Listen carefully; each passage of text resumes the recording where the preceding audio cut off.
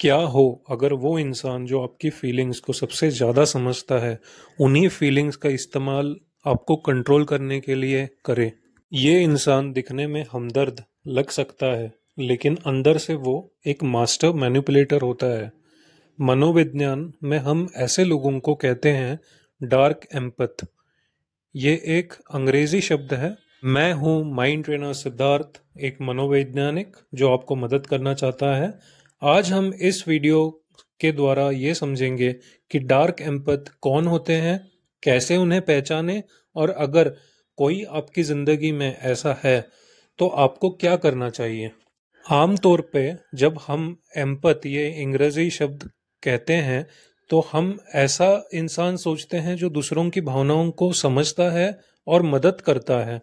लेकिन डार्क एम्पथ अलग होता है। वो आपके भावनाओं को गहराई से समझता है लेकिन आपको मदद करने के लिए नहीं, बल्कि उन्हें आपके खिलाफ इस्तेमाल करने के लिए।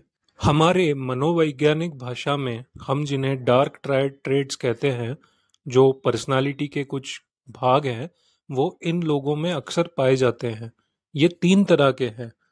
नंबर 1, नार्सिसिज्म, जो खुद को सबसे बड़ा समझता है। मैशियावेलियनिज्म, जो चालाकी और मैनिपुलेशन का बादशाह है। और साइकोपैथी, अफसोस या अपराध बोध की कमी जिनमें होती है।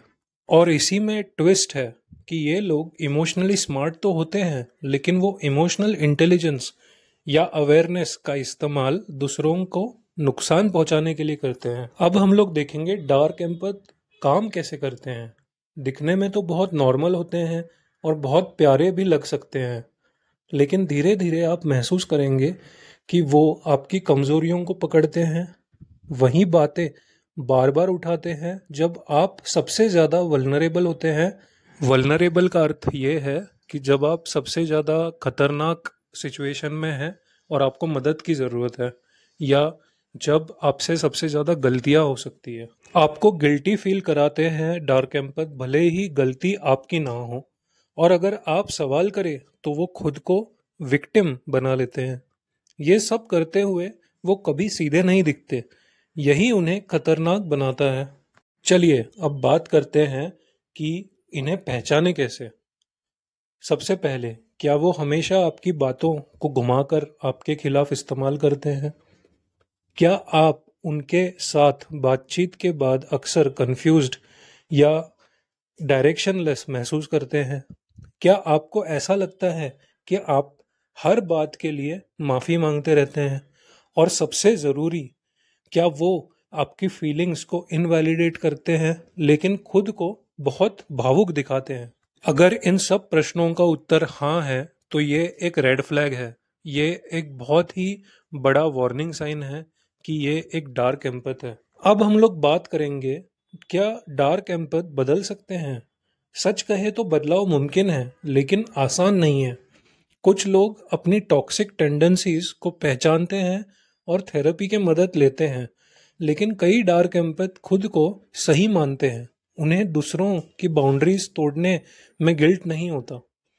अगर कोई इंसान ईमानदारी से इंट्रोस्पेक्शन करता है या अपने अंदर झांक के देखता है तो बदलाव संभव है, लेकिन उसके लिए सच्चा आत्मनिरीक्षण करने की ज़रूरत है। अगर आप लोगों के ज़िंदगी में ऐसा कोई डार्क एम्पथ है तो सबसे ज़रूरी है बाउंड्री सेट करना। अपने इमोशंस को खुद वैलिडेट करें। ये देखें कि क्या आप हर बात के बाद ड्रेन्ड और कंफ्यूज्ड या छोटा महसूस करते हैं। याद रखिए, जो एम्पथी सच्ची होती है वो आपको सुरक्षित महसूस कराती है, कमज़ोर नहीं। तो डार्क एम्पथ का कॉन्सेप्ट आपको कैसे लगा? सुनने में ये भला ही नया लगे लेकिन पैटर्न असली है। अगर ये वीडियो आपके लिए इंसाइटफुल रहा तो लाइक करें, शेयर करें और ऐसे ही मनोवैज्ञानिक टॉपिक्स के लिए चैनल को सब्सक्राइब करें। मैं हूं माइंड ट्रेनर सिद्धार्थ और हम मिलेंगे अगली वीडियो में। धन्यवाद।